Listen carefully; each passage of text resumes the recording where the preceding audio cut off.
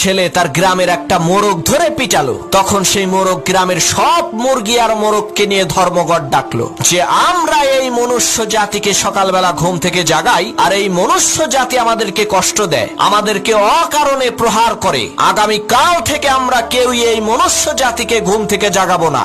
দেখি ওরা কি করে কাজকর্ম করে খায়। যে কথা সেই কাজ। তারপরের দিন সকালে সেই গ্রামের একটা মোরগও ডাকাডাকি করলো না, চুপ করে রইল। কিন্তু তারা ক্ষোভ থেকে বের হয়ে দেখলো এ কি অবাক কাণ্ড, গ্রামের সব মানুষ ঘুম থেকে উঠে তারা তাদের কাজকর্ম করছে। তখন গ্রামের সকল মুরগি আর মোরগ বুঝতে পারলো আমরা যদি না থাকি, বাকবাকুম করে না ডাকি, তাহলে মানুষের জীবন ধারায় কোনো পরিবর্তন হবে না। ঠিক একইভাবে বন্ধু, তুমিও যদি না থাকো এই পৃথিবীর কিছুই আসবে যাবে না। তুমি তো ভালো, পৃথিবীর বিশাল বড় রাজা বাদশাহ নবী রাসূল তারাও চলে গেছে, তাই বলে কি পৃথিবী থেমে আছে? পৃথিবী তার আপন গতিতে চলছে আর কিয়ামত